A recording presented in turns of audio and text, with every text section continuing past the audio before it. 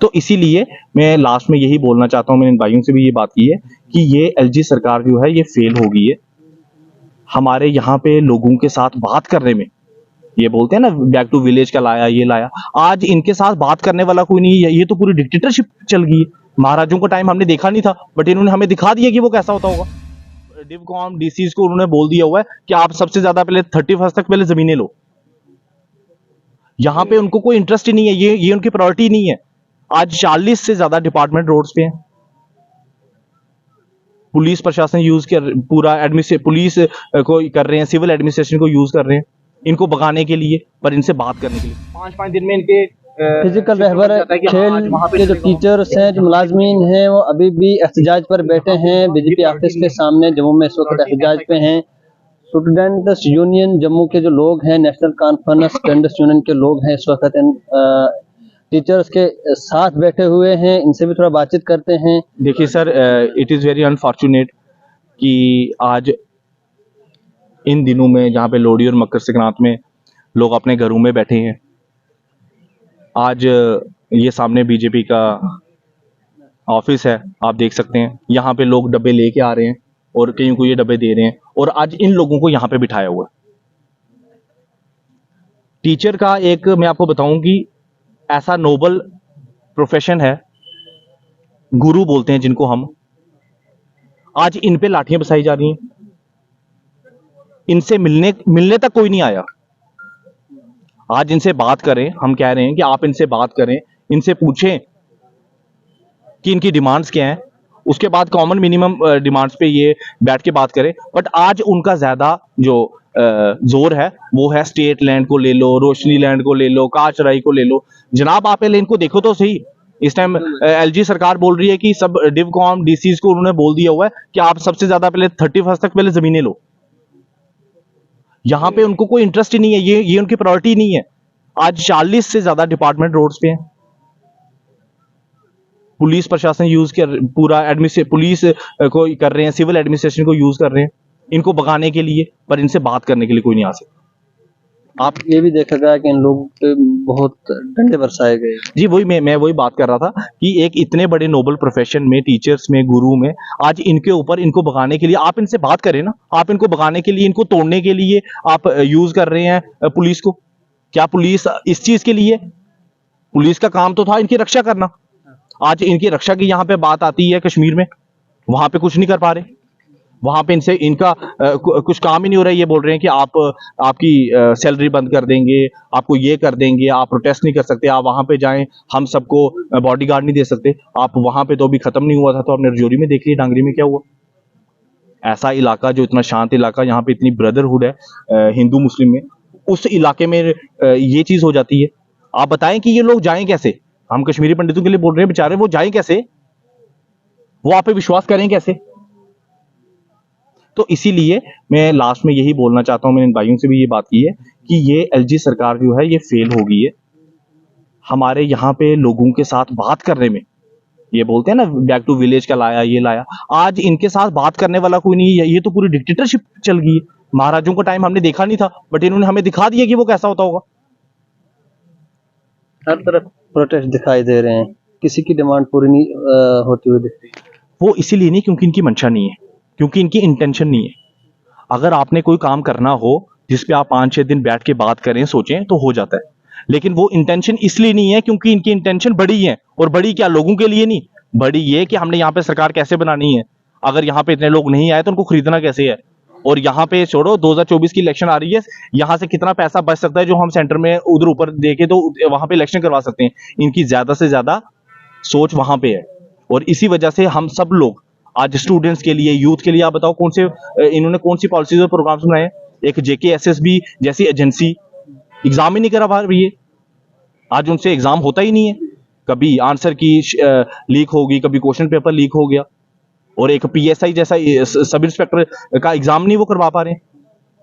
तो आप बताएं कि हर एक बंदा हताश है, हर एक डिपार्टमेंट हताश है, किसी के पास कोई जवाब नहीं है, किसी के पास कुछ नहीं है।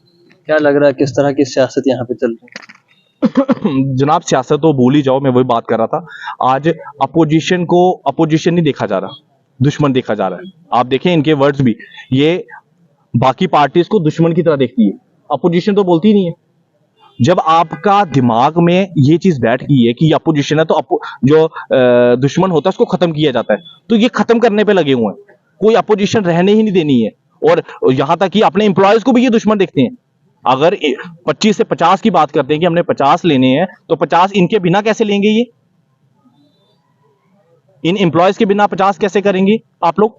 हम तो कहते हैं आप इनको अपने साथ लेके चलें, कम से कम 25 तो बराबर करें। आप पहले पुराने 2014 से आज तक जो आपने नुकसान किया, कम से कम वो तो पहले पूरा करें। और आप कहते हैं कि आप 50 करेंगे। इसीलिए मैं एक बार फिर से एलजी प्रशासन से भी ये मांग करता हूं कि प्लीज आप इनके पास भेजें, एडवाइजर भेजें, इनके साथ बैठ के बात करें। जितने भी लोग हैं, ये सब भाई और बहनें हमारी जो यहाँ पे बैठी हैं, इनके साथ बात करें और इनके डिमांड्स को पूरी करें, यही हम चाहते हैं। हम ये कहना चाहेंगे कि जिस तरह हाँ जिन लोगों को इतने दिन हो गए यहाँ पर बैठे हुए, यहाँ पर एक डिपार्टमेंट नहीं 3 डिपार्टमेंट है, तो आप देख लीजिए यहाँ पर इनकी तरफ से कोई बात करने के लिए नहीं आया है, ना इनके साथ कोई आश्वासन देने के लिए आया है। सर पिछली बार भी आए थे, इनको आश्वासन दे के भगाया गया। आप जहाँ तक देख सकते हैं प्रेस क्लब के बाहर इनको डंडे मार के, क्या लेडीज थे क्या जेंट्स थे, सबको लेडी डंडे मार के भगाया गया। कि सर टीचर होते हैं, टीचर वो इंसान होता है जिसको अगर कोई अपने टीचर को 20 साल बाद भी देख लेना, और कोई IAS ऑफिसर KS ऑफिसर, वो उनके पैरों को हाथ लगाता है। क्यों? क्योंकि ये हिंदुस्तान में बहुत ही पहले से एक टीचर को उच्च मतलब बहुत हाई लेवल का दर्जा दिया जाता है, और आज ये टाइम है, ये हमारी सरकार है कि उन्हीं टीचरों को, उन्हीं लोगों को डंडे बरसा रहे हैं, उनको डिटेन कर रहे हैं। सर ये मतलब ये हमारे डेमोक्रेसी है कि राइट्स है कि हम प्रोटेस्ट भी नहीं कर सकते हैं, फ्रीडम ऑफ स्पीच ही नहीं हमारे पास। अब हम बोल भी नहीं पाएंगे कि हाँ जी हमें ये चाहिए ये चाहिए। सर हम यही कहना चाहेंगे गवर्नमेंट से कि हम इनके साथ हैं, हम इनको भी ये बताना चाहते हैं हमारे पास फिलहाल कोई पावर नहीं है, कुछ नहीं, हम जितना इनका साथ दे सकते हैं उतना साथ इनका एंड तक देंगे, और सर जहाँ पर इनको ज़रूरत होगी हम इनके साथ खड़े हैं। कि पिछले कुछ सालों से जम्मू में खास करके एक हब बना हुआ है प्रोटेस्ट करने वाले लोगों का, चाहे वो JKSSB से हो, JKPSC से हो, या एम्प्लॉयज यूनियन से हो। ये ऐसा क्यों हो रहा है? पिछले कई सालों से ये लोग अपनी डिमांड्स आपके सामने रख रहे हैं, आप इनकी बात सुनने के बजाय आप इन पे डंडे बरसा रहे हैं। जिस तरह से आपने देखा प्रेस क्लब के बाहर जिस तरह से इन्होंने डंडे बरसाए, हमारी जो बहनें थी वहां बहनों को किस तरह से पुलिस घसीट रही थी।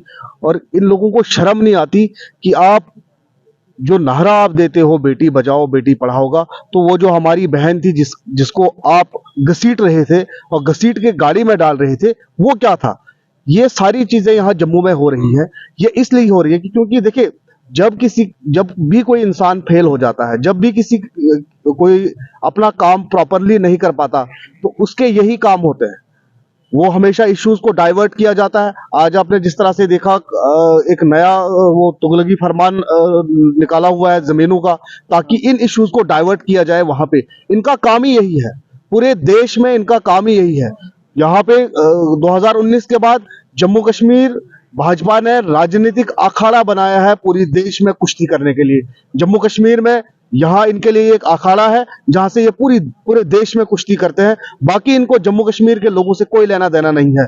अगर जम्मू कश्मीर के लोगों के साथ लेना देना होता, जम्मू कश्मीर के बच्चों के साथ, यहाँ के अनएम्प्लॉयड यूथ के साथ, यहाँ जो स्कीमें बनी थी, जो एम्प्लॉयज थे, अगर इनके साथ इनका कोई लेना देना होता, जम्मू कश्मीर के इनको कोई भी थोड़ी सी भी हमदर्दी होती, तो ये हमारे बच्चों को, हमारी बहनों को रोडों पे ना घसीटते। पुलिस इनको इस प्रकार से, इनके साथ वो व्यवहार नहीं किया जाता जिस तरह से किसी कातिल को, किसी चोर को घसीटा जा रहा था, उस तरह से आप एक गुरु को, एक टीचर को घसीट रहे थे। ये इनकी ये हालत है यहाँ जम्मू कश्मीर के अंदर, और इससे साफ जाहिर होता है, चाहे सेंट्रल गवर्नमेंट हो या LG प्रशासन हो, ये कंप्लीटली फेल हो चुके हैं। ये जम्मू कश्मीर को समझ ही नहीं पाएंगे, और ना ये समझते हैं कि जम्मू कश्मीर की प्रॉब्लम्स को किस तरह से सॉर्ट आउट किया जाए। और मैं अपने इन शेर भाइयों का और हमारी जो शेरनियां हैं, मैं उनको मुबारकबाद पेश करता हूं कि आपने जिस तरह से ये प्रोटेस्ट किए हैं, ये सल्यूट के काबिल है। आपने जो काम किया है ये सल्यूट के काबिल है, ये ऐसे काम करना। और खास करके आज इस डिक्टेटर दौर में, जहां पर आपने अगर एक थोड़ी सी ऊंची बात बोल दी तो आपको पता नहीं है कि दूसरे दिन आपके खिलाफ कौन कौन से दफे लगाकर आपको अंदर किया जाएगा। लेकिन ये बच्चे लगातार इस यहाँ पे संघर्ष कर रहे हैं, अपनी लड़ाई लड़ रहे हैं।